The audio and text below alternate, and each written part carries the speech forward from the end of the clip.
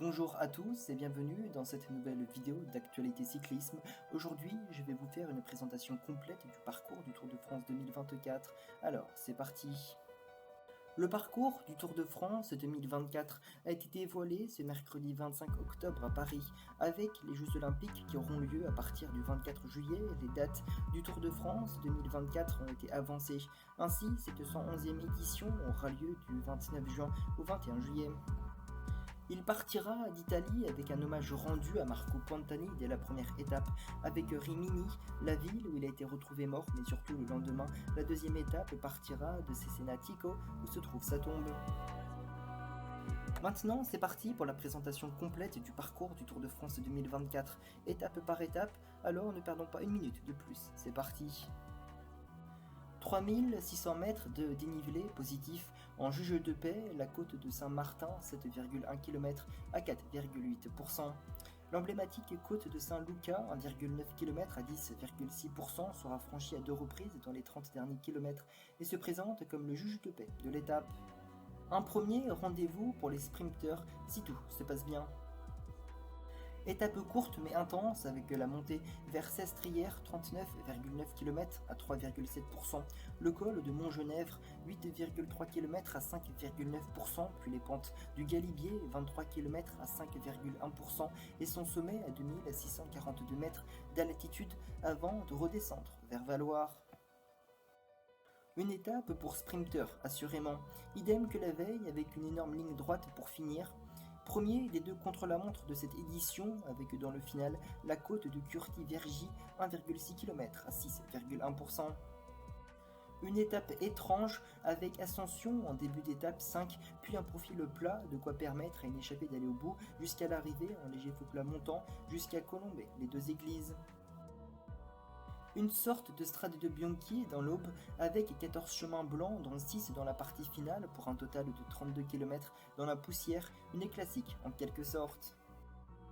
Au lendemain d'une journée de repos bien méritée, on pourrait voir sur cette 10e étape des bordures.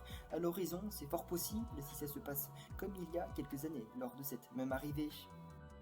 Direction le Massif central, accidenté avec un final contenant 4 ascensions, le col de Néronne, 3,8 km à 9,1%, le puits Maripa de Pérol, 5,4 km à 8,1%, le col de Pertu, 4,4 km à 7,9% et le col du Fond de Serre, 3,3 km à 5,8%, dont le sommet est situé à moins de 3 km de l'arrivée au Lorient. Une étape pour baroudeurs car vallonnés, les sprinteurs pourront tenter de se rapprocher mais pas évident. Une étape pour sprinteurs. Au menu de cette grande étape de montagne, le col du Tourmalet, 19 km à 7,4%, la Hourquette dans 6 ans, 8,2 km à 5,1% et la montée au Plat d'Adet, 10,6 km à 7,9% où sera jugée l'arrivée. On remet ça le lendemain avec 4850 mètres de dénivelé positif sur près de 200 km. Un départ en côte dans le col de Peyroux-Sourde, puis le col de Montée, 9,3 km à 9,1%. Le col de Portée d'Aspect, 4,3 km à 9,7%. Un peu de plat, puis le col d'Agnès, 10 km à 8,2% et le plateau de Beille, 15,8 km à 7,9%. Une dernière chance pour les sprinteurs, une étape pour baroudeurs costauds avec un final composé du col Bayard 6,8 km à 7,3% et du col du Noyer 7,5 km à 8,4% avant la côte de Super des Vauluis 3,8 km à 5,9%. Une étape qui devrait permettre aux attaquants de s'imposer face aux sprinteurs sans doute trop justes sur cette étape accidentée.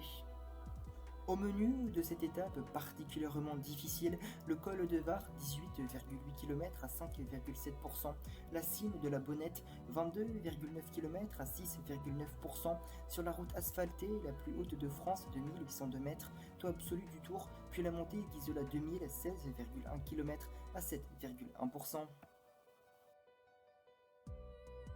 Terrible étape à nouveau avec enchaînement de cols entre le col de Brahu, 10 km à 6,6%, le col de Turini, 20,7 km à 5,7%, le col de la Colmiane, 7,5 km à 7,1% et enfin le col de la Couillole, 15,7 km à 7,1%. Enfin, une dernière étape intéressante avec ce contre-la-montre qui partira de Monaco, gravira la Turbie 8,1 km à 5,6%, puis le col d'Èze 1,6 km à 8,1% avant de redescendre pour finir à Nice, Champagne. Voilà, c'est la fin de cette nouvelle vidéo d'actualité cyclisme qui vous présentait le parcours du Tour de France 2024 étape par étape. J'espère qu'elle vous aura plu. Si c'est le cas, comme d'habitude, pensez au pouce bleu et à l'abonnement et n'hésitez pas également à me dire dans l'espace commentaire ce que vous en pensez de ce parcours du Tour de France 2024. Allez, salut!